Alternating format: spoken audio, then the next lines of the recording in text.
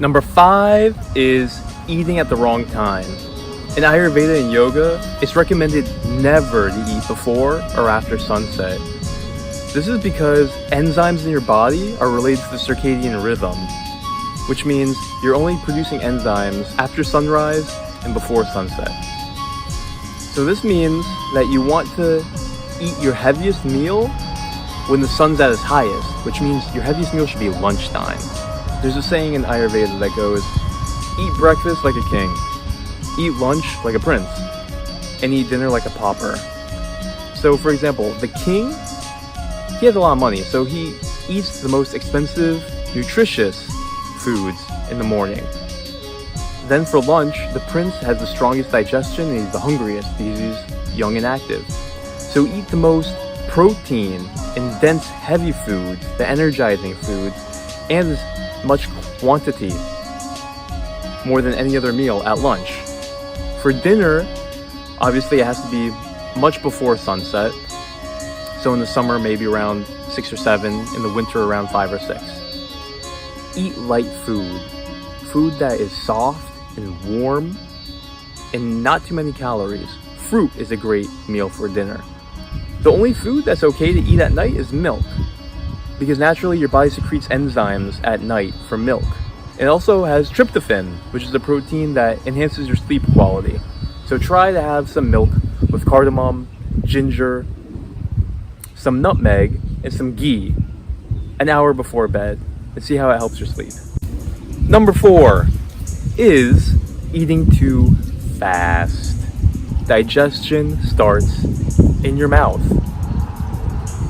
Your salivary glands actually release a chemical for digestion called amylase, which breaks down sugars.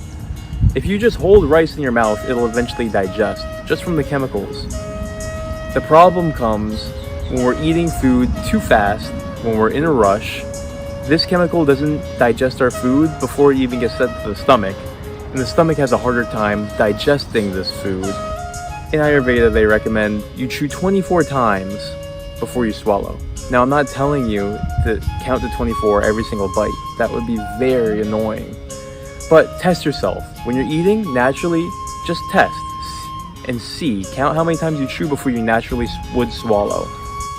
If you feel heavy or bloated after you eat, or have stomach pain of any kind, it could be that you're just not chewing your food slowly enough or finely enough. Remember, digestion starts in your mouth, so try this. Number 3 is emotional eating. When you have something that's stressing you out in life, whether it's a breakup, too much work, you feel overloaded, you feel overwhelmed, any negative emotion that's causing you emotional pain, it's very tempting to eat, to distract yourself, and to create a dopamine rush in your brain that medicates you and makes you feel good momentarily. The problem with this is that obviously it does not solve the problem, and it creates its own problem because you're overeating now. And you feel like you've temporarily solved your problem, but it's fake. So this creates health consequences in addition to the mental ill health that you have. Emotional eating could also be a more subtle reason why you overeat. Maybe you're not even aware why you're overeating. Maybe you just think it's your appetite. But if you check your emotional state and create a journal and rank how bad you feel before you eat, if you're really honest with yourself, you might find that you're overeating because you're either bored. Boredom is demons stealing your life. Don't allow it.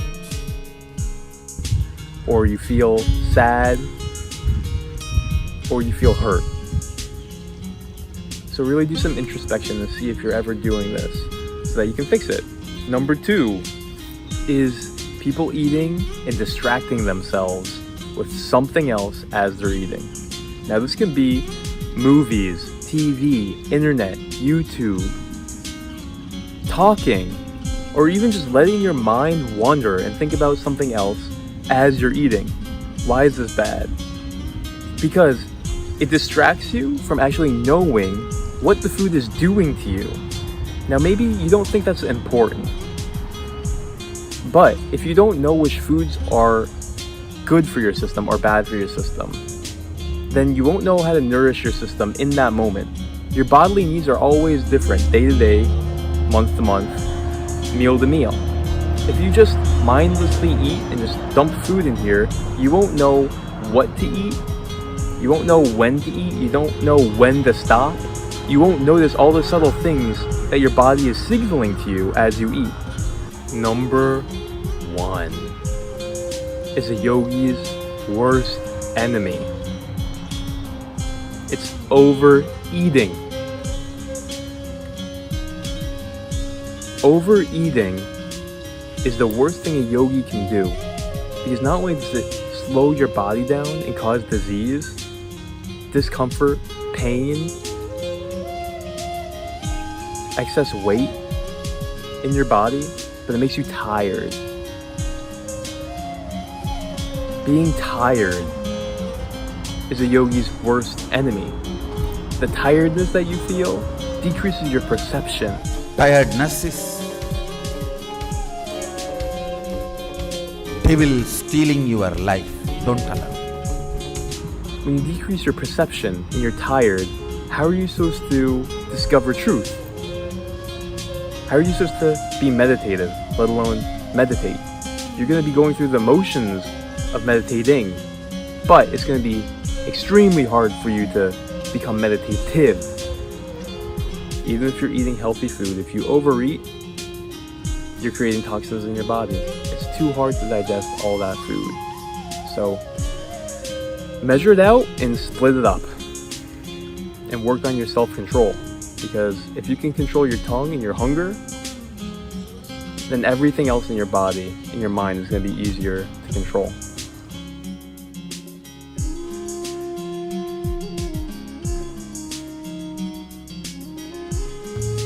Alright everyone, that was the video on the worst food habits. Try these out and let me know if I missed anything.